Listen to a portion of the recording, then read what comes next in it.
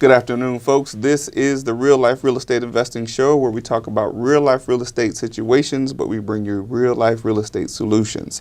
I'm your host, Glenn Glasper, affectionately known as Mr. Dollar Out of a Dime, and I have with me Mr. David Bradford. And, yeah. you know, we've actually talked about doing this for some time. That's right. We've been back and forth on Facebook communicating. Glad to be here, man. Yeah. Thank you so much for being here. Yeah. You are actually here to share some information that I know quite a few of our real estate investing people in our real estate investing community could certainly use. And I want to make sure people are able to, get some clarity on some of the things that we've been missing. Okay. We were just having a conversation about some of the things that, us as real estate investors may not even pay attention to. Yeah, absolutely. So I want to give you an opportunity to tell the folks who you are and what you do. Sure. Give a little bit about your background. Yeah, absolutely. So like you said, I'm David Bradford. I work with a group called Drive Planning. And what we do is we do comprehensive creative financial planning. What I want to say first of all, Glenn, is a lot of people in the metro Atlanta area, they run into people in financial services a lot. And usually the conversation with most financial services people, it comes down to, tell me, Glenn, where are you saving your money? And how are you putting your money in retirement? You've been talking to my people already. and then it is, why don't you give that money to me? I'll manage it for you, give you a better rate of return, but you might have to take more risk. Yes. That's about 95% of financial services people. That is not what I do. That is not what we do. Okay. So what we do is we have a very unique approach. We focus in on helping people and businesses. And right now, about 90% of my clients right now are real estate investors in some form or fashion. What we help them do is we help them find where they're losing money unknowingly and unnecessarily. Got it. And then we can show them how they can re-engineer their model of money and how they're doing money so that they can, these are our three promises, so they can keep more, make more, and live more. Absolutely. So that's kind of what we do. Absolutely. So now, of course, I mean, you mentioned that 90% of your customers or clients are real estate investors. Yes. Any particular reason why? Yeah, I'm a real estate investor. I came into real estate investing. A lot of us, Glenn, got into the real estate investing world one way or another, or even into small business through Kiyosaki. Yes. Right? Rich Dad, Poor Dad. You read the book. Absolutely. You heard real estate. You're like, I guess I need to do real estate. Yes. And I bought a business when I was working for a startup. Doing really well. I started a little business, and then I was like, well, I got to get into real estate investing. So I came through. There's a lot of ways to get into real estate investing. There's no right way to get into it. You're right. There's a lot of wrong ways to get into it. There's a lot of wrong ways to get into it, and there's a lot of wrong ways to stay in it. Absolutely. But I came through a group called Fortune Builders, and you make a big investment up front, you get a lot of training and so forth. That's just the way I came through in 2015. My wife and I did that. And, real estate is, as so many of your viewers know, it is a phenomenal way to grow wealth. Absolutely. You can literally change your family tree in a decade. You can live the life that no one in your family has ever been able to live very quickly. If you play your cards right, there's all kind of tax advantages. I'd love to talk about that because there's a lot of misconceptions for flippers and wholesalers about tax advantages. There's a lot of tax advantages to real estate investing. You can grow your wealth quickly. There's a lot of people that get involved in real estate investing, and they tell me, David, we didn't save up for retirement, and we've only got about 15 years until we get there.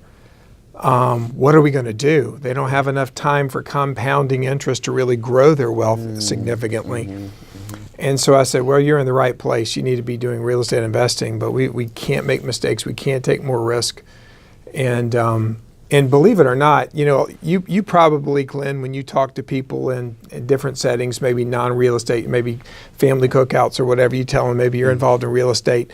And a lot of times they'll say, oh, well, that's too risky. Too risky. Yeah. I believe that real estate investing, when done in the right way with the right financial plan, has a very low risk and has a great reward. I'm not the financial services person who tells my clients, you have to take more risk to make a better return on investment. I think that's a faulty model. I think that's a jacked up model. I think it's unnecessary. You don't have to take more risk. I show my clients how they can take less risk and get a better return on investment. Good stuff. Good stuff. So now, as a person, as a real estate investor, so I come to you and I have the conversation with you about what do I do? How do I take less risk? Yeah. What road or what path do you lead me down then? Hey, great question. Great question. So, what I don't ever do. Sometimes I do. But what I don't ever do as a rule is ever try to ask a couple questions and make suggestions to people. Because I don't know what their full financial, I call it their dashboard. I don't have their full financial plan in front of me. I don't see all their moving parts. So someone might say, I've got this deal going on and it looks like it's a really good deal. Well, I didn't know that they're still living with their mom, okay? Right. Or I didn't know that they've got $85,000 in credit card debt. Wow. That makes a big difference. Or their student loans, or they're going through a divorce. All these things are major parts. So I liken it to what I tell people is I cannot make a suggestion to you. I can't give you any guidance until I sit down with you. I call it discovery, and it's basically an hour and 10 minutes. And the point of discovery is not for me to sell or make suggestions, even though they always sit down and say, I want to come up with strategies. I'm like, you're going to be disappointed. All I've got is questions. And I just spend some time trying to understand who they are, what they have, and where they're trying to go. And at that point, I can have an idea of, okay, now I've got a better bead of this. And so then I'll take that information, I'll meet with my team, and we will basically say, all right, this is Glenn Gasper, this is his financial model, this is who he is, this is what he has, this is where he's trying to go. Can we help him keep more, make more, and live more?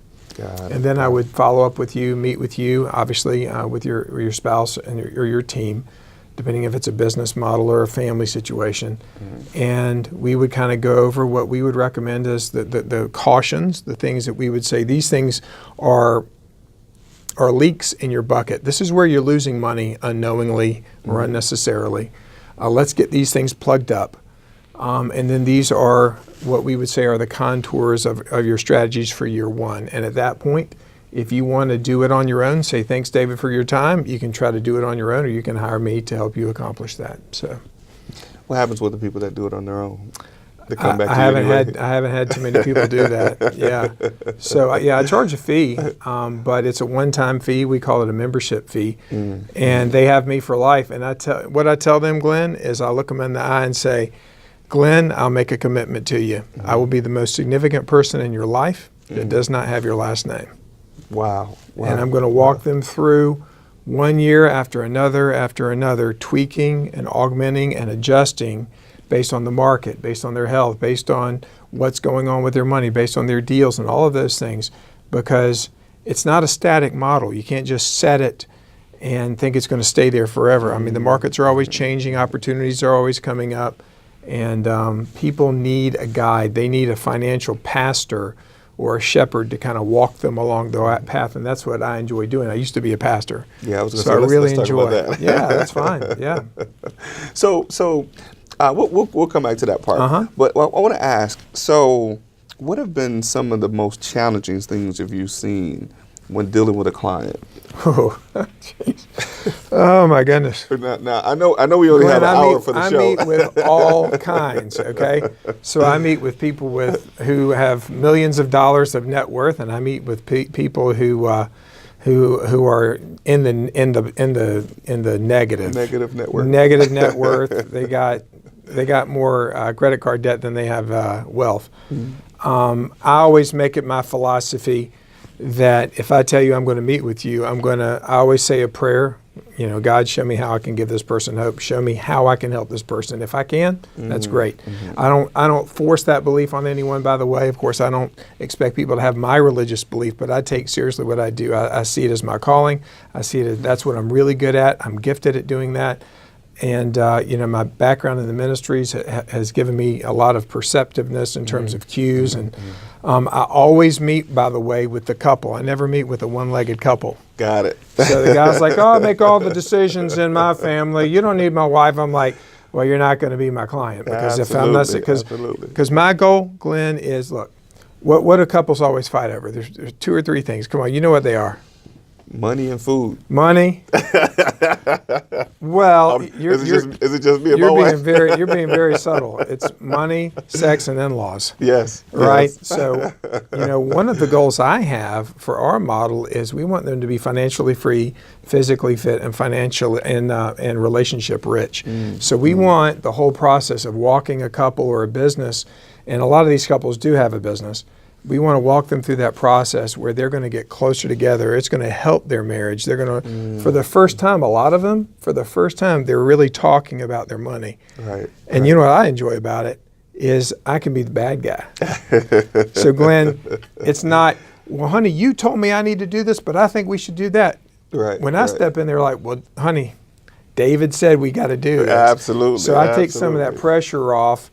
And they're on the same page. For the first time in their life, they have a plan, and they're signed off on it, and they're taking measurable steps together. It's a beautiful thing to see that happen. Man, I should have brought my wife and me today. David said we have to do it my way. That is what you said, right? Do it my way, which is obviously tailored to what. But you mentioned some of the things that I see. Oh my gosh! So like I mentioned to you right before we started shooting, is people come into real estate investing because they hear there's great money to be made, there's great opportunities. They've gotten disillusioned because of what all the stock market promises make. And let's face it, 8 months ago, the stock market was a hot thing to be in. Yes. Everyone was an expert, everyone's making money. And now it's stalled. Some of my clients with a lot of money, they're making 2%. The crash is coming. We can talk about that later if you want to, but the crash is coming. The crash in real estate's already started, and the crash in the market's coming. It's 2 years overdue based on what Kiyosaki said. But so what I see is a lot of people coming into this, and they have this idea, I can grow wealth fast and significantly through real estate investing, which is true. But they come into it with a broken model. Yes. They come into it with a broken system. The way they think about money, the way they think about debt, the way they think about consumerism, the way they think about, Kiyosaki talks about assets versus liabilities. Yes. They have very little financial education, or as Kiyosaki talks about, their financial IQ is very low.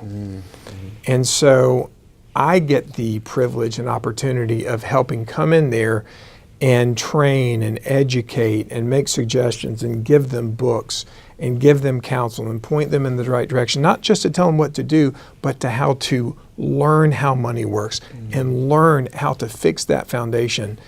So that's what I'm seeing. I'm seeing people coming in, they're hemorrhaging in debt. They have champagne taste with a beer budget. And what happens is they're going to make that big flip. Maybe if they're really good and blessed and they have good counsel, they'll make a big flip, and they don't have the first clue what to do with that money. So you know what they do? What? They spend it? Oh man, they have a party. They're kind of like I hate to say, if you're a realtor out there, no offense, but they're like the realtor. They make the big sale, they take the money, they go on a vacation, they blow it all, they come back, and they're back to ground zero again. Back to starving again. That is no way to live. That is no way to live. So that's what I'm seeing. I'm seeing people coming in, and if you dump a bunch of money on someone with a broken system, you're still going to have a broken system. It happens with the lottery all the time, right? Yes. So that's what I see a lot of. All right, that's great information. So what I want to do real quick while we're here, I'm being told we have to give a shout out to our sponsors. So we're going to give a few minutes and play our sponsors' information, and we'll be right back. In the meantime, make sure you guys are sharing this information, share it in your news feed, share it in the groups that you're participating in, and we'll be right back after these messages. All right, and we're back. Thank you all for joining us again. Hope you're still sharing, and give us likes. Share the love. Share the love, definitely. And listen, David Bradford has taken the time out of his day to share some excellent information with us. So make sure you guys go ahead and share this information. Make sure you're taking notes, and we'll be looking for some of your questions coming up pretty soon. So you were talking about some of the situations that you see with people coming in. You're talking about they come in with a broken system. How would you describe that broken system that they're already set, that they already have in place? Yeah. Without, we don't want to tell you anybody's names or anything. Oh, I would never do that. And I don't even tell my wife, about my clients. I mean, what I do with my clients is very confidential. We keep it very tight-lipped. What do I see? So let me ask this question. Maybe this will lead into it. So wholesalers, are you dealing with a lot of wholesalers? Oh yeah. I have some wholesalers. Okay. So what are you finding? Like, I know most times wholesalers, I mean, their next deal can either make or break them, because I see a lot of times they don't have a system in place. What are you seeing with some of the challenges that they're facing with how to manage their money? Well, first of all, with real estate investing, if you're wholesaling or you're flipping, you have to understand that the fact that you're doing it with real estate it doesn't make a difference that it's real estate. It could be a car, it could be doing it with cars, it could be products on eBay. You're buying it cheap and you're selling it at a profit. That's right. All you're doing is turning. It's the oldest game in the world. Buy cheap, sell at a profit. Absolutely. So when you tell people you're involved in real estate investing, of course it's real estate. You're doing it with real estate. But you have to understand, if you're going to grow wealth in the real estate investing game, you've got to be able to tap into the tax benefits. And if all you're doing is flipping and wholesaling and flipping, all you're doing is you're making Uncle Sam very, very happy, because he does not give you any benefits real estate-wise to that. And so all you're doing is you're amassing. I've got a good friend of mine, and he's one of my clients. I enjoy being able to say he's a friend and a client. I guess most of my clients are still my friends. That's good. But I mean, this guy's going to be paying, just this past year, he's a very successful wholesaler. He was paying over $30,000 to Uncle Sam. Wow. And, I had a conversation with him again. And with his model and everything, he's doing very well. He's going to be paying probably closer to $45,000. Wow. And it never occurs to folks to stop what they're doing and to get an accountant who understands what they're doing and how they can begin to save money on the taxes. So I mentioned to you, what I do is I find where people are losing money unknowingly and unnecessarily. And so what I always joke around, Glenn, I say, if you were losing money unknowingly, would you like to know now or later? Right? Everyone's like, well, now. I'm like, well, then let's meet, okay? Right. But with them, it's really having a plan before the flip happens. Yes. What are you going to do with that money? Absolutely. Are you going to pay off debt? Now listen, is paying off debt a great idea? Well, it depends on, for me, on what kind of debt. There you go. I invest to pay for debt. I invest in something that will pay for Absolutely. That's so there's good debt and there's bad debt. Absolutely. And so as a pastor, I used to teach Dave Ramsey. Now I do a lot of unteaching of Dave Ramsey. Look, a lot of what he says is good, but consumer debt is like cancer. Yes. And so I have some people, they sit down with me, they're doing wholesaling or they're doing flipping, and they're like, I just want to pay down my debt. What I should say is, what if you pay all your debt off? Where are you at? If they're completely debt-free, where are they at? They're broke. Broke, yeah. They haven't built any wealth. Absolutely. So the whole idea of shoveling all the profits you're making at your debt without putting aside money for yourself is foolish. Right. And you're going to get in trouble. Absolutely. Because, hey, you're out of debt, but now you don't have any wealth. You don't have any emergency reserves. And so kind of going back to that whole financial education, that financial IQ, there's a great book, I'm sure you've read it. It's The Richest Man in Babylon. It is a classic. Yes. If you have not gotten the book, oh, well, David, I don't like to read. You can get the audio book. Get the audio. Yeah. Okay, if you say, I don't have any money for an audiobook, go to YouTube and listen to it on YouTube, because it's a short book. Yes. And remember principle number 1? A part of all I earn is mine to keep. Yes. Or what we say is pay yourself first. Yes. Pay yourself first. So before you pay off that debt, you put some money aside. into, I call it a wealth coordination account, and that is not for emergency funds. This is for building wealth. Wow. You put a portion over here. You got to have some cash reserves for emergency, so you're not using your credit card. You know, the Discover card, right? Yeah. Just discover how much in debt you are, right? But we want to have a wealth coordination account where you're putting money aside that you're going to grow your wealth with. That's what I want people to start understanding, how to move their money around to maximize it. Wow, wow. You gave some really good information, and I think that, you know, that book, The Richest Man in Black Babylon, when I first read it, it completely blew my mind. Yeah. Completely blew my mind. I'm like, wow, I have been living beneath my privileges for so long. Absolutely. You know, making money, yeah, but I didn't live by the principle of paying myself first. No. You know, I pay everybody else first. Yes. But I had that mindset, okay, I'm going to take care of these debts and I'm going to put something aside. But the putting something aside wasn't strategic. No, there's no strategy at all. Right, right. And that was it's based on whatever someone said, right? Exactly. Yeah. And most of the people that gave you counsel probably aren't wealthy. Right, right. So, you know, and I have, you know, set some things aside, but it wasn't until I read that book that I understood the different principles. Now, of course, I do my, you know, my tithe and, you know, and it wasn't 10% always that I set aside for myself. You know, it was like, okay, this is what's left over after paying the debt, and I'm gonna put this aside, you know, and let it build up. But that's great, and that's a book that I think a lot of people should really, really It's read. so small. It is. I mean, it's a weekend read.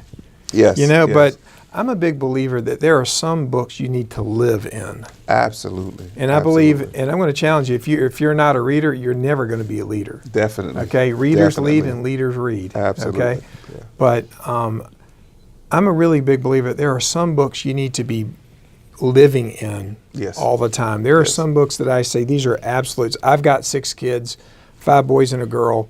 I'm always trying to tell them, read this book and read through it. 7 Habits of Highly Effective People. Yes. That is a book that I'm always living in. Now, this is very unique to me. Grant Cardone, I'm a big fan of his. I cannot stand his YouTube stuff. It's absolute. He's a squirrel on caffeine. He can't stay focused. But his books, I'm listening to 10X probably for the 25th time. Wow. So that is a book that I'm always bathing my mind in. But Richest Man in Babylon, that is a book you always want to go back through. You always want to revisit. Tim Ferriss's book, The 4-Hour Work Week. Phenomenal. Got that, yes, Life-changing, deep principles that you need to keep going back to. But you have kids? Yes, I do. Yes, I do. I have So 4. 4 kids. Yes. And what are their ages and what? They're what are almost they, the boys, same girls? age as me. Oh my goodness! I have 28, 23, Wow. 19, and 2. Yeah, I Dang, started all over. You start all over again. Do not envy that, bro. Right, I know. I got redemption draweth nigh for me, man. I got 4 more years and I will be free. Yeah. Wow, wow. But one of the things that I have to give a lot of credit to my. Long story short, when I was a pastor for 10 years. My wife decided she wanted to be married to somebody else, and so I needed to step away from ministry. Got custody of my kids. And I met this incredible woman. Her name's Gabriella, and she is an amazing. God had a better plan for me, and I've got a great woman. Wow. But one of the things that we did, we sat down with my kids, my 5 kids, and hers. And he's now my adopted son. And I remember this. This was such an important thing. We said, okay, from now on, just so you know, this is what's going to happen when you make $1 or $10. Is you're going to give 10% to the Lord, or if that's not your direction, give it to charity. Yes. I believe you need to give, save, and live. That needs to be your philosophy. If you don't want to give, you don't believe in God, that's fine, but you need to be giving to something. Definitely. So we're going to give 10% to the Lord. We're going to give 30% in your pocket, and 60% is going into savings. And that is what. So when they started going to work, whether starting businesses, I believe that training your kids about how to think about money saves them from going through what you and I went through, which was being freaking clueless, Right. And then stumbling by God's grace, stumbling on some good books and maybe some good mentors that gave us a direction. But how much money did you go through before you finally realized how money works? I mean, think about all the money that you went through. A couple million. All the money that went through your hands, and I have people say all the time, we've made all this money, and we don't know where it went. Yes. And Glenn, it's funny, you ask, what have I learned about people? One of the things I do with my clients, I don't care if they're super wealthy or not, is I put them on what I call a spending analysis. And what I make them do is just write down everything they spend for a month. Yes. And then we do it again for another month, and we do another for a month. And I tell them, I'm like, Glenn, the goal of this is not to save. The goal is simply to see. Right. Not to save, but just to see. This is where your money's going. And I remember one of my first clients, they used to, they were members of my church, young couple, didn't even have a kid yet, very young. And they did the spending exercise. And I got on the phone, how did it go? Well, this is what we learned. We're spending a little bit too much going out to eat. That's great. Let's do it another month. Did another month. Wow, we got a little bit better control of our spending. We feel pretty good about this. We're getting the hang of it. I said, well, let's do it one more month. And that third month, I said, okay, well, how did it go? I said, Are we supposed to do it for a third month? what's going on? And I'll never forget it. They say, we overspent by $9,000. Wow. And I was like, 9,000? What did you buy? And you know what they told me? They weren't sure. Wow. Wow. And for them, it was a wake-up call. And I said, if you had not stepped into this process of your life and walked you through this, what would happen is you'd be 40-something like me. You'd have kids and mortgages and college coming up, and you would say, where did all our money go? Absolutely. And you know what, Glenn? That was a wake-up call for them. And ever since then, they've had a plan for their money. They've had their first kid. They have money in savings. They have equity in their home. They're living below their means. They're now getting involved and they're stepping into doing some real estate investing because they got a good foundation. That's what I'm seeing. People, they don't know where their money's going. They have no clue. Wow. Wow. Wow. Yeah, I had, when I was, my wife is probably going to see this, but I'm going to tell on her anyway.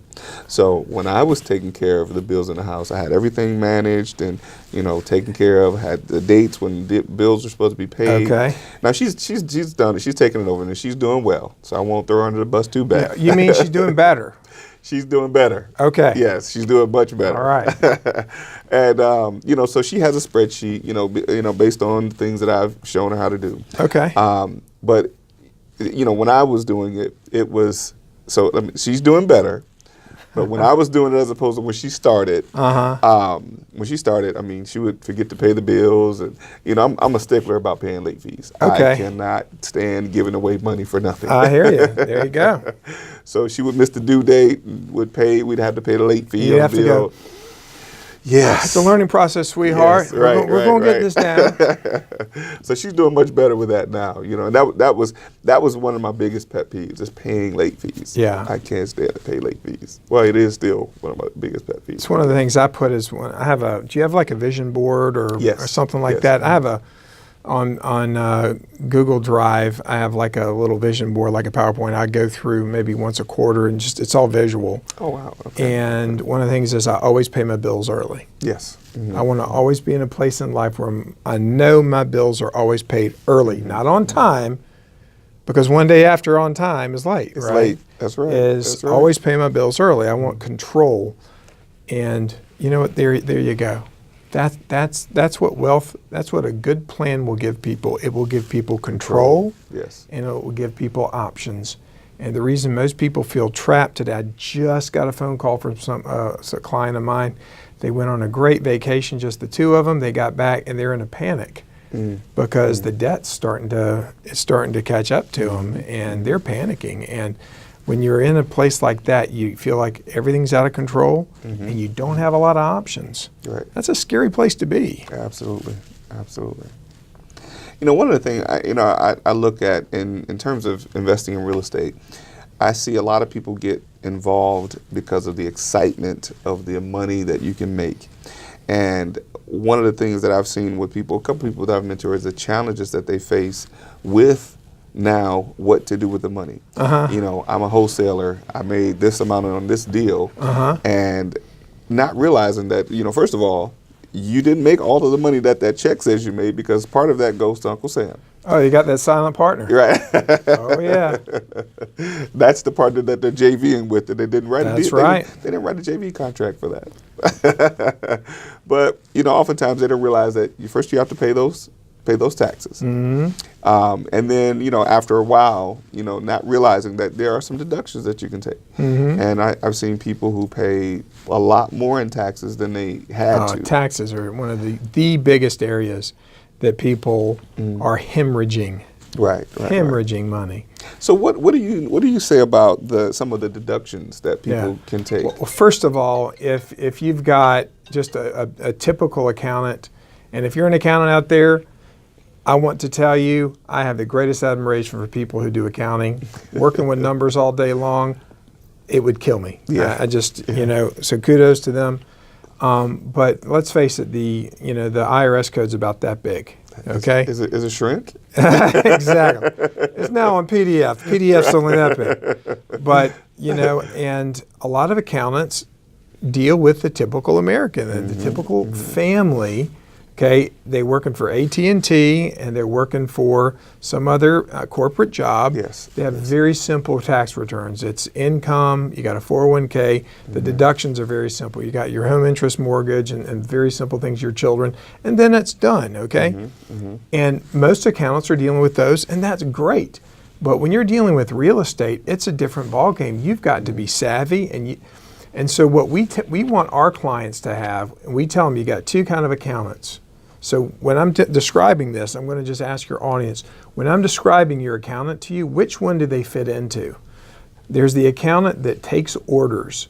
You give them the information, they create the return, they tell you how much you owe or how much you're getting back, and they say, thank you, have a good day. Okay, and then there's the other accountant. And this is the kind of accountant you want if you're an entrepreneur, if you're a small business owner, and if you're in real estate, you are a small business owner. And that is someone who's going to bring you ideas and strategies to mitigate tax. They're going to bring you suggestions. Why don't we put some money here so that'll shelter you from taxes over there, okay? I have so many savvy real estate investors who are actually getting ahead, and they're telling me that they're telling their accountant ideas. Wow. If you're telling your accountant ideas, you need to fire your flipping accountant, okay? You need to find an accountant who understands real estate and who brings you strategies. And let me tell you, the first year that I bit the bullet, Glenn, and paid an accountant who was a savvy accountant, it was a whole lot more than H&R Block. Wow, yes. It was over $2,000. And I was like, wow, this is a lot of money to pay for taxes. Well, they saved me $10,500. Yes. That's a great return on investment. Yes. And I guess that's the change in mindset too. You've got to have a good accountant. When you look at having your taxes completed, by an accountant versus going to your H&R Block. Or doing it yourself. Yes. Why don't you just get a noose and hang yourself? Right. Yeah. I mean, IRS loves you. If you're doing your own taxes and you're an entrepreneur, the IRS loves you. Yes. I look at that. And what most folks don't realize is that when they do their own taxes, there's so many things that they miss in doing deductions and things like that. I tried it once. Because they don't know. And you're in the business of helping people who are new learn and grow their understanding of real estate investing, right? Yes. They need someone who knows, and that's what this guy is. I could learn from this guy, believe me, because he's got he's going on 2 decades of real estate investing. Yes. He's forgotten more than I know about real estate. But my point is, people need a guide because they don't know what they don't know. Right. And so you're going into a tax world, and you think you're just going to Google it and think you're going to figure it out. Okay, wealthy people have good accountants. Wealthy people have good advisors. Wealthy people have good coaches. And it's never a waste of money to invest in your future by getting good advice. Definitely. And good advice is not free. Absolutely. Can you say that again? I think good advice ain't free. I think a lot of times, we're dealing with folks doing what we do, offering the services that we offer and sharing the information. What they don't realize a lot of times is that we've been through it. If you can do a thing, you can teach a thing. And we've been through it. If you can do a thing, you can teach a thing. And we've, felt the bumps and bruises, and we've paid. We went through the hard knocks. Yeah. So it's only right that we know that the information that we can share is valuable. Like what you're sharing today, I mean, this is information that I know I can learn from.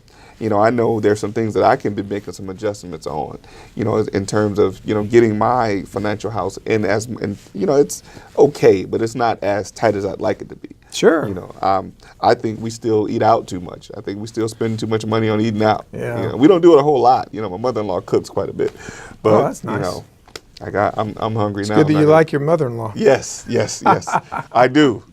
And this is live. I love my mother-in-law. You heard that, okay? That's some points with a wife there too. Right. No, my mother-in-law, she is an angel though. She takes great care of us. That's great, man. But yeah, you know, it's some things that I think that people miss because they don't have the proper guidance and proper knowledge and proper education. You know, and something as simple as like the book you mentioned, reading that book can help you understand at least the direction you should be going in. Yeah, some foundational steps. steps. And it points you to the person like yourself to be able to help understand how to tie it all in together. You know, so I think it's very important. So let's say I land you. Let's say you parachute down into the middle of Columbia, South Carolina. Do you know Columbia very well? Not very well. All right, so I've he been a doesn't few know it times. well, okay? So I parachute you there, middle of Columbia, and you've got to get to the state capitol in Columbia. Now, what are you going to do? What's the first thing you're going to get out your phone and do what? I'm going to call somebody to ask them how to get there. Really? Maybe you're just going to pull up your GPS. Yeah. Okay, so here's the analogy I use for financial, marital, anything. The GPS needs two things. And what are the two things? The coordinates. It needs to know where you're trying to go. Where you are, where you at, where you and going. where you at. Yeah. Right? A lot of people, I met with someone today, I don't know where I want to go. Wow. I'm like, wow, okay, well, then maybe I can help you with that. Let's kind of tweak that together with your spouse. But you got to know where you're at. You got to know your starting point. And have you ever had bad service where you put in the coordinates where you want to go and it's not picking up where you're at? Right. It can't get you there. Absolutely. Because it's like, you got to turn on, you're on airplane mode or something. Yes, you got to let me know where you're at. Absolutely. People have to understand where they're at. Yes. And they have to be brutally honest and real. And they have to see all the bad stuff, the good stuff, and everything. And people, they're trying to get wealth, and they've never really looked at where they're at. Absolutely. And you know what? When you're like that physically, like your health is not going the way you want it to, what do? Who do you go see? Go see a doctor. You go see a doctor. Yeah. Okay, and so the doctor spends some time finding out more about you. Now, if you go into the doctor and you say, I got a headache, and they give you 2 aspirin and say, call me in the morning, you're not going to go back, right? But if you go to the doctor and they say, I got a headache, and they say, well, they get out a scalpel and say, we need to operate immediately. You might have brain cancer. You're going to think the person's crazy. You got to take time. That person has to spend time asking you a lot of questions to really get a good bead, maybe run some tests, do some evaluations to really understand where you're at. Absolutely. So then they can say, okay, well, the way to health is this way. And if you follow these directions, you can get there accurately. And then a good doctor will say, why don't you stop in after 30 days and let's see how that progress is going. Right. That is what people need. They need that. Yeah.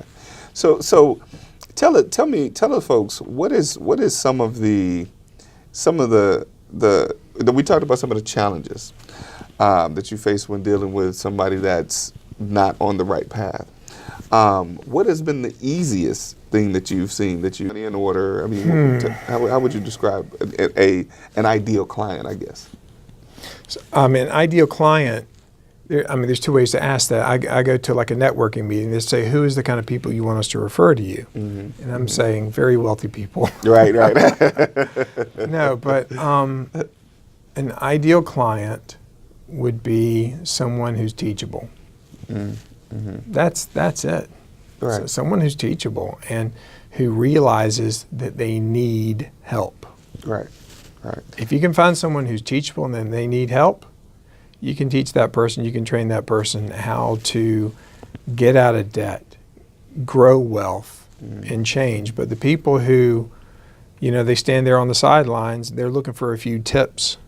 You can't help them. You can't get through. Right. And I don't take those people as my clients. I don't take people that aren't going to follow and that aren't going to change.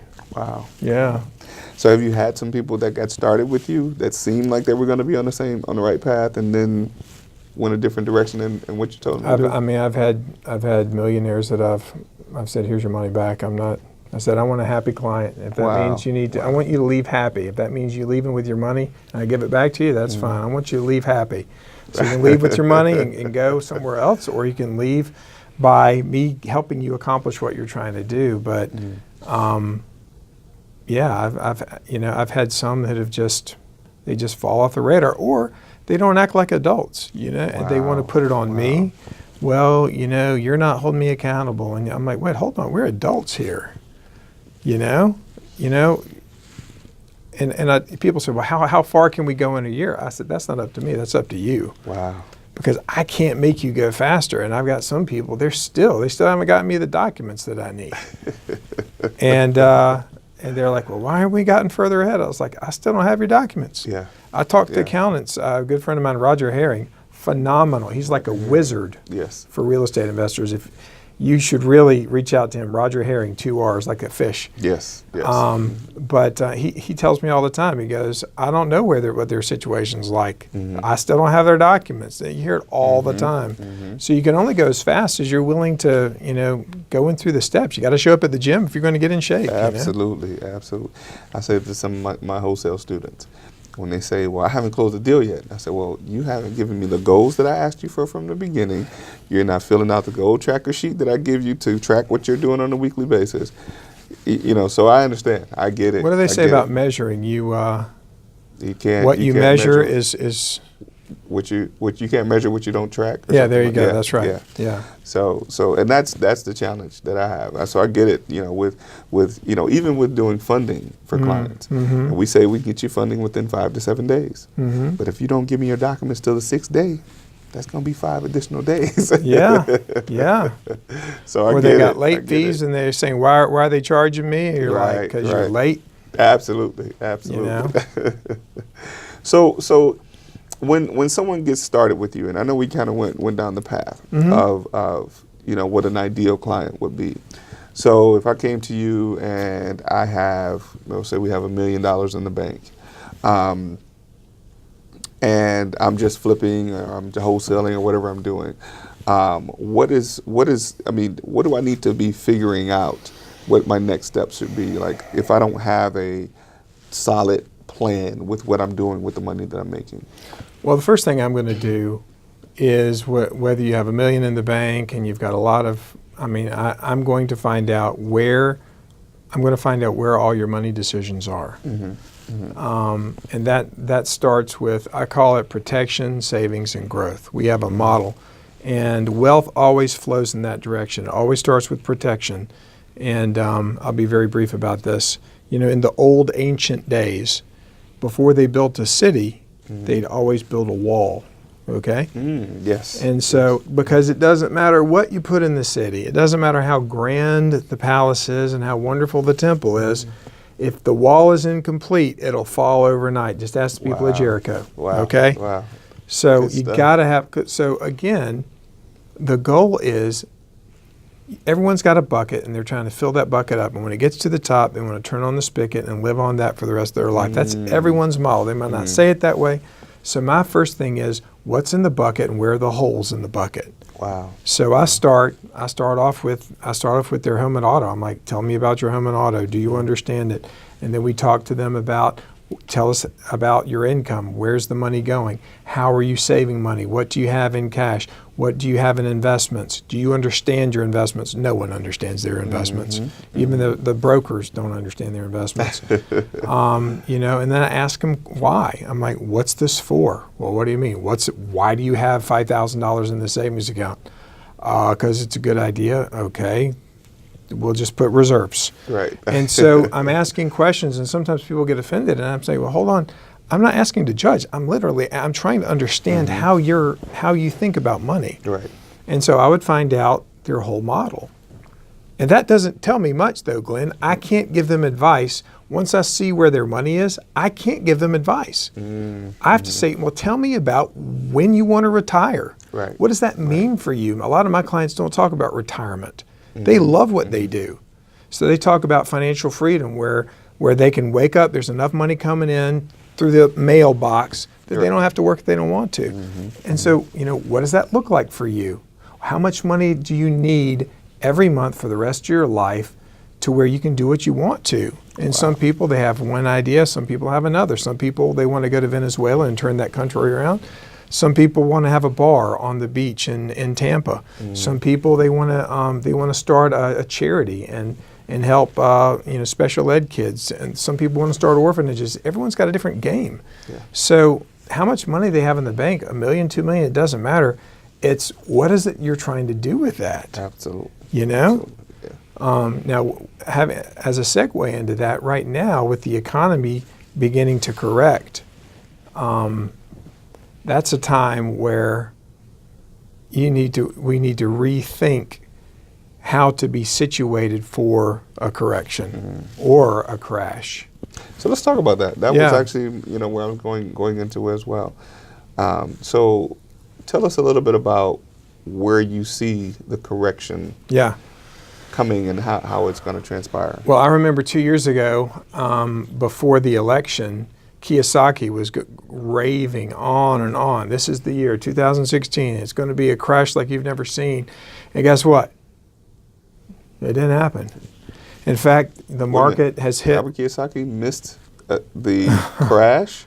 I think he actually predicted the first one, right? In 2008. He did. He was predicting that one, and he was saying it's time, it's overdue. All the indicators are this. Now he's got great advisors, but what people don't understand, it's not a science. The stock market's not a science. It's all emotionally driven. Yes. And whether you're, I don't care what your political background is.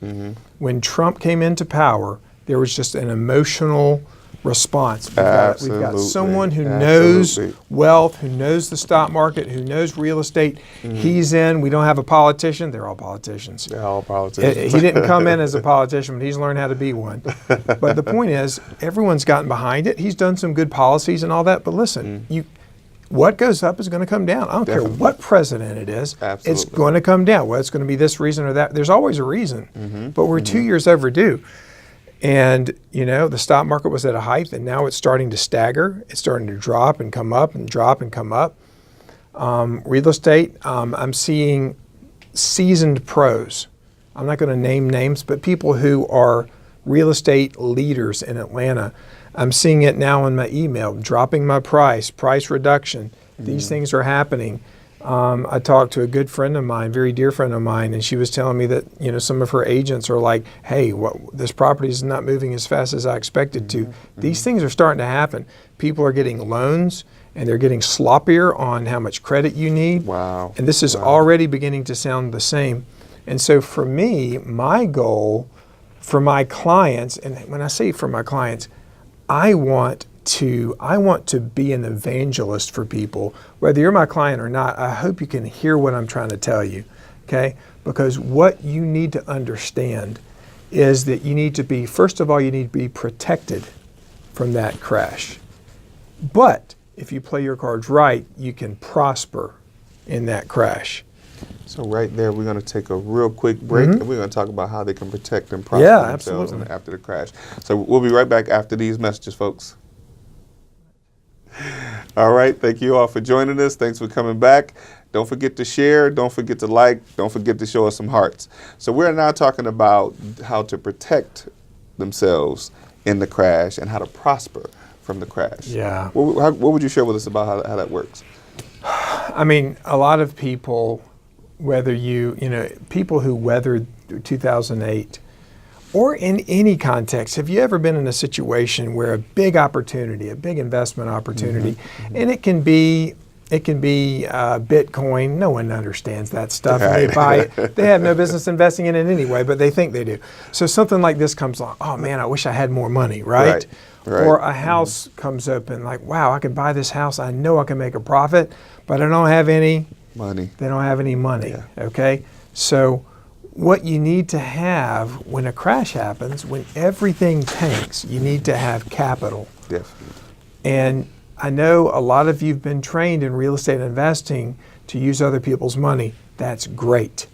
But if you've been doing it long enough, you also learn that the people that you go to for other people's money, they need to see that you got some money. Yes. Okay. And so to be ready to, first of all, to be protected, you need to have some cash reserves. Cash is king. Yes. But we say credit is power. Absolutely. Absolutely. It's great. It is great. Yes. I think about two things that I talk a lot about with my clients, and this goes even whether there's a crash or not. Protection is the way. Look, protecting that wall of protection is the first step toward wealth building. And if you don't get that through your head, you are going to have a lot of pain. Whether there's a crash or not, you're going to have a lot of pain because life deals you pain. You know, you lose your job or you become ill. I had a friend of mine, he was in a motorcycle accident, and he found out how little his disability from his work paid, and they were in a lot of pain financially. All of their reserves got spent up. Look, life deals pain with you. And what is Warren Buffett's number one rule? You know his two rules? Rule number one, Warren Buffett, richest man in the stock market, never lose money. Right. Rule number two, Go back to to rule number one. I remember that. What Kiyosaki says is it's not how much you make, it's how much you keep. That's right. So listen, in that bucket, all the money that goes in there, you never want it coming out. You don't want it coming out for taxes. You don't want it coming out because you lost a job. You don't want it coming out because you got disabled. You want your money to stay in there and grow uninterrupted, and you want to be bulletproof from anything that you cannot control, whether it's taxation, inflation, market fluctuation, devastation, death, whatever it might be. You want to be bulletproof from that. Having said that, so how do you protect yourself? Well, you've got to have reserves. You've got to have some cash reserves. That doesn't necessarily mean it needs to be in a bank account, Glenn. Right. There are some tools. I have a strategy called the private reserve, where certain kind of clients can put this money in a place that can grow.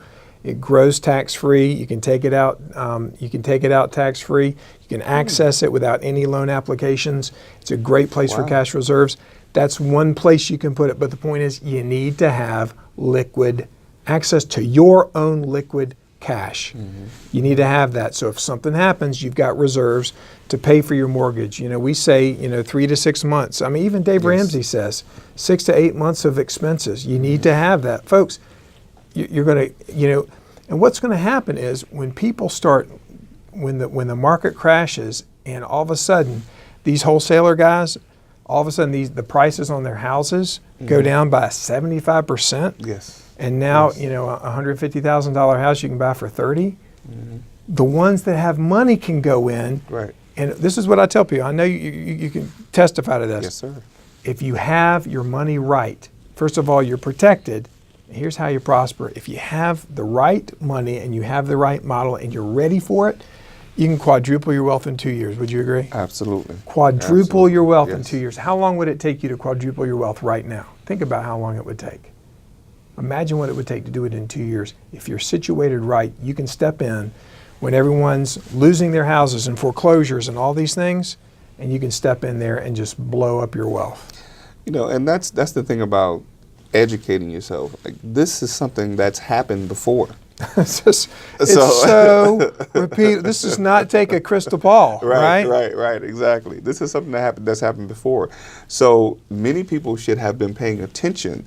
Like a lot of wholesalers, they've just gotten into the business because it's the hot thing to do. Okay. But they don't have the historical data of what happened, or they don't pay attention. They don't have the emotional pain like you have, right? Yes. They didn't pay attention to what happened before, and they don't know that it's definitely going to repeat itself. Yeah. And the thing that some of them are riding on is that it's not going to be as bad, but it's still going to be a situation where it's not going to be as lucrative as it is now. And if you're not prepared to make that adjustment, those are the folks that, McDonald's is still going to sell hamburgers. So somebody's going to have to continue to work there. And, unfortunately, the people that are not planning their businesses properly are going to be the ones that are selling us hamburgers. And Glenn, you were telling me when we were talking on the phone, 2008, 2009, Yes. how many people would you say percentage-wise of the people involved in real estate investing got out of the market? Oh, I would probably say about 60%, Yeah. 60 to 70%. Yeah. And I was one that got out, but I got out kind of unscathed. I didn't have any properties that I'd lost. Mm-hmm. I was fortunate to sell my last property. I was actually holding 17 properties at once. Wow. And I sold my last property February 2008. Wow. And after that, I just didn't reinvest. Mm-hmm. I didn't take the money that I made and the money that I had stored. I didn't continue to invest. He's going to step out and weather the storm. Yes, that's what I did. And that was I would say that was a big mistake that I made, because I had enough money to buy at least a few properties to collect rent on to hold me for a while. But Sure. from February 2008 to, I would say, end of 2009, I was wiped out. Yeah. Yeah. I was wiped out. And I always tell the story like this. My wife decided to marry me January of 2010. I think she was crazy. Oh my gosh, that's so funny. Because I was great. broke. Yeah, yeah. Yeah. But you weren't bankrupt. Absolutely. I wasn't. So, I mean, I still had, the knowledge and experience Sure. from being being around investing. So I just took that knowledge and transferred into other things, network marketing, some affiliate marketing and things Sure. like that. So, and that's how I was able to, at least pay to keep the lights on Yeah. from time to time. Yeah. But I wasn't, I didn't do anything with real estate as I should. I should have stayed involved. So did you teach your kids how to drive? Yes. Yes. How many times did this happen to you? Hey, Dad, I'm out of gas. How many times that happened? Well, earlier on, my son, he ran out of gas a few times. I mean, look, folks, He knows better now, though. a market correction is like the gas gauge. Okay? Absolutely. It's going to happen. Sooner or later, Yes. you're going to get to empty. It's going to happen. Why not prepare in advance? Why wait to the last minute? Okay? Anyone worth their salt knows the market's going to correct. If not now, in the next 2 years, it's going to happen. Guess what else is going to happen? Taxes, when you get older, are going to be more than they are now. We're at the second lowest income tax level in history. Right. Okay? So everyone who's dumping their money into qualified plans, that's a fancy word for IRAs, 401ks. Oh, wait a minute, self-directeds. Oh, that's the Messiah. Everyone's, I got a self-directed. Well, congratulations. You still don't know how much you're going to pay in taxes. You don't know how much you're going to pay the IRS. So, you got to understand, these things are, you can't put your head in the sand and just say, I'm just going to keep doing what I'm doing until the market crashes. If you see it's going toward empty, stop right then and fill the frickin' tank up. Absolutely. Take measures now. Yes, yes. That's very important, and I'm glad you emphasized it the way you did, because I don't think, even though we're looking at the possibility of at least 2 years, why not look at what you can do? I mean, with doing everything that we have available to us now, there are ways to plan. Yes. Have a strategic plan, have a solid plan to get things in order in even if it was a year from now. Yeah. We still have time. But people, I think they're going to probably exhaust that time and then think, now let me try to figure out what to do. Let me tell you, if I was some of these real estate investors, it's not the worst strategy in the world to just be flipping and wholesaling and just stash that money in a savings account. Right, if that's right. all you did, that would not be a bad idea, because they were like, cash is not a good, it's a great position, Yes. okay? What is it? Apple has over $1 billion in cash in an account. They have it. They have billions. Yes. Okay. Warren Yes. Buffett, the same thing. $100 billion in cash sitting there. Okay. Okay. He knows what he's doing. Cash is a smart position to be in. I'm not saying save up your money and don't invest it. That is not what I'm saying. But to be in that position, because most people, they make the mistake of spending it or getting over leveraged. So don't get over leveraged. Don't go getting a bunch of properties. Now, the idea of getting some rentals or being ready to do some rentals. I was talking to some investors who went through 2008 and they realized they couldn't flip their properties. And guess what they had to do? They had to go into the rental business. Yes. And that's but you need to understand what your options are. But if you only set one goal, and that's to be able to live for 6 to 8 months on savings alone. You will be ready for that. And now hold on. Now, what if the crash doesn't happen for another year after that? Well, guess what? You've got 6 to 8 months of cash. Much better position, yeah. And if a good deal comes your way, you can use some of that in and then put it right back. But having cash is always a good place to be. Absolutely. Not Or they should completely. have what you mentioned earlier, mailbox money. Yeah. Have something that it continuously pays you on a monthly Cash basis. flow. Yes, Cash flow. Definitely Absolutely. be in a position to do that. And when you're wholesaling and flipping, that's not cash flow. That's not cash flow. That's you, putting your time, exchanging your time for money, exchanging your time for money. Yes. And a lot of people, they don't even have that model. They just love the wholesaling and they love the flipping, and they haven't started transitioning into the rentals. And until you start doing rentals, you're not going to get into the tax savings you're going to get, where you can write off depreciation, where your wealth goes up with appreciation, and all the cool little strategies and tweaks you can do to grow your wealth that way. Right. Good stuff. And actually, that's part of where I'm transitioning a lot of what I'm doing. So I'm buying in, a little more depressed areas, some areas in Michigan. Okay. We're buying some multifamily projects there. And then now we're looking at doing some single family things here in the local area, and then probably down in Macon, areas like that. So it's becoming where it's wise to, and this is kind of the strategy I'm showing folks. I mean, wholesaling is going to still be around. It's just you have to be in a position to do it strategically and build and have a business. Not desperately. Not desperately. That's right. It has to be a real business model. And if you have systems in place that help you get those things done, you can sustain. You can still, because you think about it, somebody's going to buy those houses when the values go down.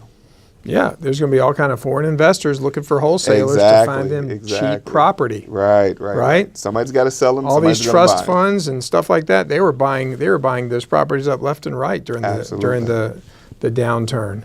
Right. And it's only those folks that are positioned to take advantage of that, if they're running their things systematically, to be able to take advantage of those people that are going to flood the market. Those properties that are $100,000 and $150,000, they're going to go to 60 or 70. Somebody's still got to sell them. That's right. So position yourself to do that. To become a real life wholesaler, and not just one that's thinking that you can mark up the price too much and make an extra $10,000, and then you don't save that money. You go and spend it, and then you're looking for the next deal that you can put $20 on top of, $20,000 on top of. Or what's worse is they reinvest the $10,000 and they forget Uncle Sam's going to get his piece. Absolutely. So what are they going to do with that? I mean, what do you tell your folks to do when they make a $10,000 pop on a wholesale? What do you tell them to do? Well, I don't go that far with them. Okay. I don't go that far with them. I show them how to make the money. What you do with it beyond that, call David. Okay. Well, just a simple rule: take 25% and put it somewhere where you won't touch it. Yes. Or your girlfriend, your wife, or whoever. Put it somewhere where it won't be touched. Okay. Now we have some places that our clients can put money where it can grow. I can't tell you the percentage, but it's better than a CD, where it can grow until it's time for it to go. Okay, grow and then go. Where they can, it'll grow. It's guaranteed. It's perfectly safe. And it's better than a savings account. And it's but you need to put it somewhere aside, because you don't want to get behind with Uncle Sam. Absolutely. No. Absolutely. So this has been very informative. This has been great information. I want to interview you, man. I hope you learned something from me. I can't wait to learn more from you, my man. Well, I've been asked. I'm thinking of a way to interview myself. Somebody asked me about interviewing me. I think Mike Watkins was going to be the person that interviewed me. Okay. So we're looking at probably setting that up. Because I want to. I share a lot anyway. He's got a lot to give. But it's it's those probing questions that I think Sure. that would help out with with finding out what I know and what I do. Maybe I'll see if my partner will interview me. She usually asks me questions, but I don't know if she wants to get on Well, if camera you need and ask. somebody, I'm always good to have a conversation. I can ask Okay, questions good, a million good, miles good. an hour. But what I wanted to throw out is a couple ideas that I just love talking about. One is, have you ever heard of the 401 condo? 401 condo. Yeah. No, I haven't. All right, so a lot of people, they have a self-directed whatever, or they have a 401k. Mm-hmm. And do we have it? How much time do we have? Do we have a few minutes? Okay. Yeah. Okay. So just dialogue with me on this. So, so a 401k. Why do people put money in a 401k or self-directed solo K, whatever? Why do people put their money in that? For retirement. They want to retire on it, right? To create income in retirement. Okay. Yes. And what is the typical age spelled out for retirement? 65. 65, okay. Yeah. So they put this money in this bucket so they'll have income at age 65. And the understood rule is that you're not going to do what? You're not going to spend it? That you're not going to spend it until you're 65. Okay, so the written rule is you put it there, but you can't enjoy it until you're 65. Wow. Right? Wow. Yeah. Okay, why else do they put it there? Why don't they just put it in a savings account? Oh, because it's... They expect it to grow. Yeah, expect it to grow. They expect it to grow at a better rate than maybe inflation. They, Yes. 5% at least, or maybe more, right? Mm-hmm. So they put it there because it's going to grow, and it's going to grow over time. And so hopefully by the age 65, they'll have enough to live on the rest of their life, right? And there's some tax advantages, Absolutely, yes. right? If it's qualified, that means it's pre-tax. That means you don't have to pay tax on it now. You can pay tax on it later, which is, in my opinion, a really dangerous idea, since we're in the lowest point of income tax. But anyway, all right. So that's your 401k. That's your self-directed pre-tax bucket. Now, how about this idea? How about you have over here what I call the 401 condo? Okay. Now, so tell me, where is your wife's ideal place to vacation? Paris. Ooh. Okay. Yeah. So Paris. Yeah. A lot of people go to Paris every year. Every year? Yeah. I suppose Pretty they do, popular, yeah, right? yeah. Everyone knows Paris, right? Mm-hmm. City of love, Yes, right? All that yes. stuff. Okay.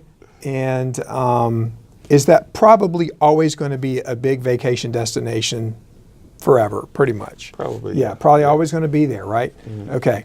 So what if instead of this 401k, what if I bought a condo in Paris? Okay. So I'm going to buy a condo in Paris. Now, just if I buy a condo in Paris, will that give me some tax advantages? Yes. Yeah, it's real estate. It's There's an investment. depreciation. Yeah. Will it grow better than inflation? Absolutely. It's like Disney World. Orlando, property value is always going to go up, Yes. right? Always high Yes. demand. Okay, so it's going to grow better than the market. Okay.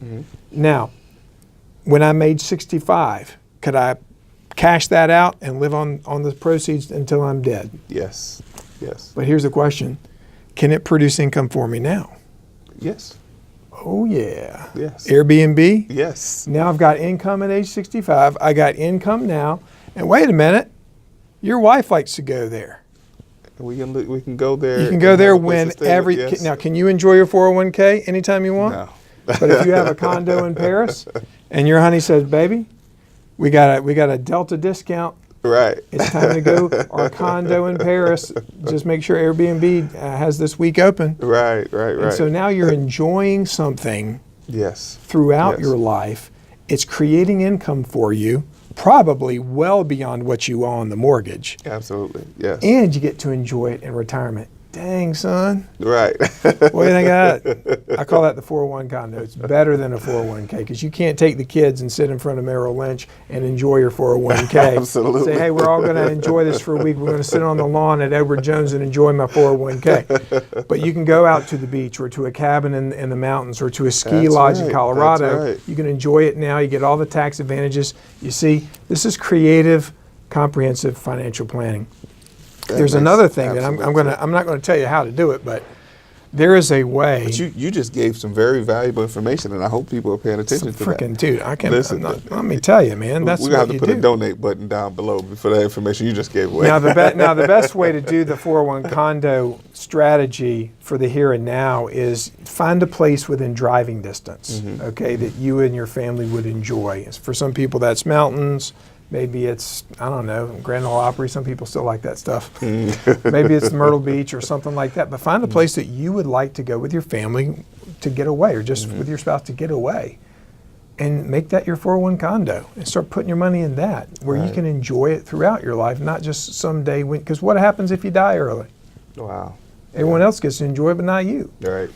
But what I show my clients how they can pay for their car, but it get all their payments back. Really? Yeah. How do you do that, David? You have to sit down with me for discovery. But there's a lot of there's so many cool things you can do with money that the typical person who puts your money in the stock market cannot do.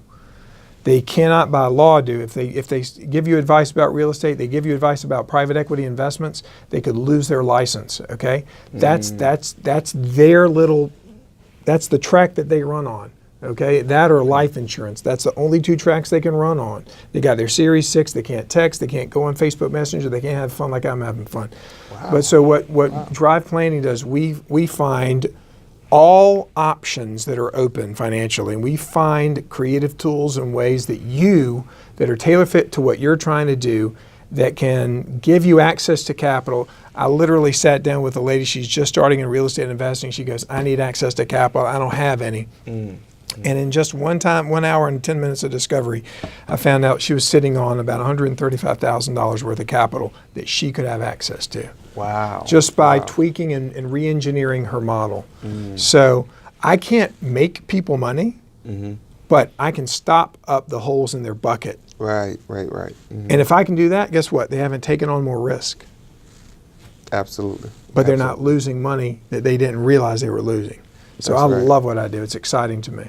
That's a beautiful thing. And being able to show them where there is money where they may not even saw that it was before. This weekend, I had a client call me. I'd just gone through another meeting with them, and they said, how are we going to fund this? They were going to do a double close, which requires some money, right? Some transitional money, tens of thousands of dollars. Where can we get this? Do you know a client? Do you know an investor that can loan us this money? And then here's what we're willing to pay. And I said, let me look at your model. I look at where I have their money. I have a model. And I'm like, why don't you borrow it from yourself from here? And they're like, I just never thought about that. So now they're becoming their own lenders. Wow. It's a beautiful thing where you're not having to pay points to people. Yes. Where you become your own bank. And then you can become the lender for other people. Wow. That's an awesome place to be in. Absolutely. Have you done any of that? Like be the lender? I haven't been the lender. I've been the borrower. I'm sure you've been the borrower plenty of times. You can grow great money using other people's money, but it's also great to be your own bank. That absolutely makes sense. Yeah. So I may have to start moving some stuff around to be my own lender from time to time. Oh, it's a great place to be. It's a great place to be. Yes, indeed. So, David, tell the folks how they can get in contact with you. How do they reach you? And is there a cost for the consultation or anything like that? Yeah. So the consultation, what I call discovery, which is me sitting down with you and your spouse or a significant other, it's about an hour and 10 minutes. It's completely free, and I'm not selling you anything. I'm just basically asking and trying to understand who you are, what you have, and what you're trying to do or where you're trying to go. And then I would sit down with my team. We would look at your financials and find out, can we help them keep more, make more, live more? And then I would meet with you for what I call implementation. And implementation, I would lay out the cautions, the things that you need to do, the holes in your bucket where you're losing money, and then the contours of what we would suggest you do year one that will help accelerate you trying to get where you're trying to go in a very intentional way. And at that point, if you want to hire me, it would be for a family that has just a side business, it's $2,500. That's a one-time fee. If it's a full-orbed business, it's typically $5,500. But that's a one-time fee, and I'm going to walk you through every process, every element, readjusting, re-engineering, and that money that I charge, you're going to make that up within a year easily. Typically, you're going to get that back in taxes just by some of the things that we can do to re-engineer how you're doing money. So that's our model. You can reach out to me on david.bradford@driveplanning.com. But I hate email. I hate voicemail. You want to find me? I'm on Facebook. It's David Bradford. I'm all over Facebook. What else? My cell phone number. Giving away free content too. Yeah. I try to. I try to add value. Yes, anytime you want me to come in, man, I want to add value. I want to help raise people's financial education. want to raise people's financial IQ. But it's my phone number is 912-247-2041. Reach out to me, text me, let me know. I'll be happy to talk to you. I'll return your text messages. Reach out to me by Facebook Messenger. I'm really accessible. I'm here to add value and to help. I want to give hope to people in Middle America. That's great. That's great. Great stuff. Great stuff. Listen, thank you so much for stopping by today. Absolutely. I appreciate this time. I appreciate finally being able to get the opportunity to sit down with you and go over this information. I mean, phenomenal information. Honey, if you're watching, we're going to be investing in a 401 condo. Oh yeah.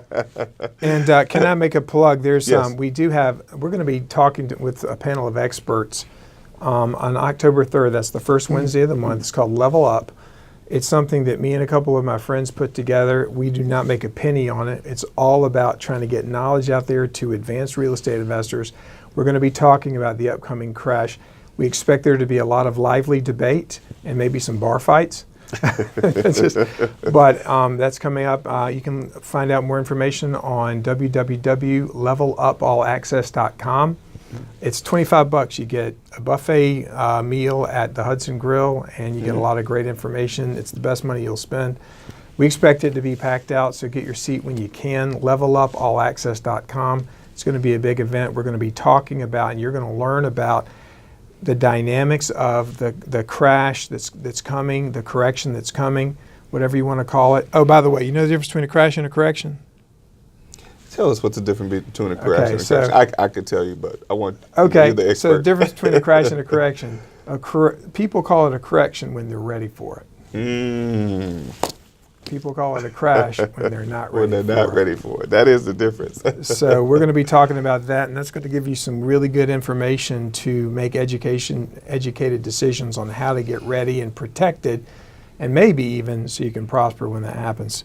Absolutely. Glenn, Absolutely. I love the fact that you're adding value to the community. I know you got a heart for all these people you're helping. We got a similar heart, and I'm thankful that you gave me an opportunity to be here. Listen, I appreciate it. We didn't get a chance to talk about how far your heart goes, though. I haven't made it to quite where you've been, though. You've been a pastor. You said you were a pastor for how long? 10 years in Savannah. Wow. Yeah. Wow. Had a little interracial church there in Savannah, and our church group wanted me to start interracial churches all around Atlanta. And I had a group of, I had 4 black pastors and me. We were going to start multiple churches all at the same time.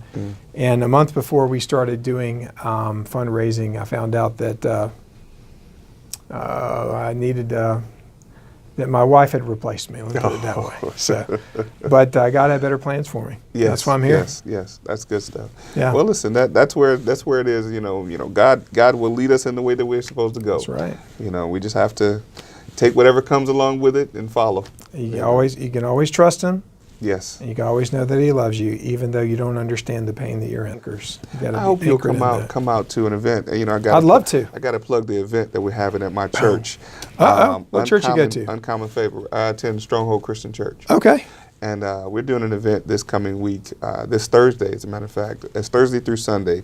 The name of the event is Uncommon Favor Summit. It's a vision that was birthed into my pastor, and he does it every year. And this year we have, I'm going to get in trouble because I can't remember all the people. I know Marvin Sapp is going to be there. Mike, okay, you can't tell me anybody else. That's all I got. And lots of others. Lots of other people. He won't tell you. You got to go online. It's a lot of people. Actually, check it out. You can actually visit the Facebook page, Stronghold Christian Church. It'll tell you all about the Uncommon Favor Summit, the times, the doors opening. But don't miss Thursday. Thursday's going to be phenomenal. Glenn, my schedule it's really hard. I'm usually booked up for 2 weeks at least, and it's really hard for me to, but I can tell you, I want an opportunity to get in front of people of faith. Yes. And unpack for them without any reservations, because again, I know not everyone's listening is a person of faith, and that's perfectly fine. I respect that. But I love being unbridled and being able to talk about God and God's Word and misunderstandings about money and wealth. And there's so much misunderstanding. There's some bad crap theology out there about making money. And there's on both sides, And if you have a church, I would love to come talk to your church group. I would love to, because some of the worst people with money are people who believe the Bible. I mean, they are Yes. just broke as hell, and Yes. they are confused. And Some people still have that mentality, is that it's that money is the root of all evil. it's the love of The money. love of money. Yeah, and They think we're destined to be broke. here's not what right. here's the model I use. Though I talk to people about. Look, if you're a person of faith, this is what I talk about. The parable of the talents. Yes. Remember, Yes. the talents were Yes. pieces of money, by the way. It's like a Absolutely. year's worth of your money. Yes. And you had one that got one that got two, and another person got five. The steward comes back representing God. This one buried his talent in the ground. That'd be a savings account. This one buried his talent. Well, he invested it and turned his 2 into 4. This one turned his 5 into 10. And guess what the end of the story was about? He said, "Go do it again." Right. And so when people say, "Man, when I make this much money, then I'm going to stop," I'm like, "Not if you're a person of faith." So Jim Rohn says it this way: see how far you can go with what you've been given. Tell him what happened to the one that went and buried his in the ground. Oh, Oh, they took it from him and gave it to the one that had the 10. And the That's point the is, part that we're people miss in always the supposed to story. take what God gives us and make more of it. Multiply You it, don't ever yes. have a right to stop. absolutely. You stop when God Absolutely. takes you out of the game. That's right. That's right. Yeah. Listen, this has been phenomenal. This Yeah, has been man. phenomenal. Like, this is gonna have to be. This is gonna probably have to be a show that we play over and over again, Oh, so well. people can watch and really get this information, because it's been totally. It's very necessary. And I think a big part of what we do in the real estate investing business, we teach people how to flip houses, we teach people how to wholesale, we teach people how to make money, but we don't teach people how to keep money. That's huge, man. So I think this is going to be, and listen, while I'm at it, I want to plug the event for January. Oh, yeah, you told me about The that. date is set, January 19th. The date is set, Master the Money Game.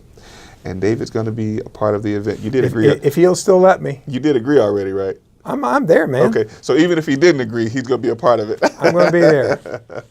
Thanks again, sir. Absolutely. I appreciate it. My pleasure. Don't forget to share this. Thank you all for watching. This has been the Real Life Real Estate Investing Show, and we'll see you all next week.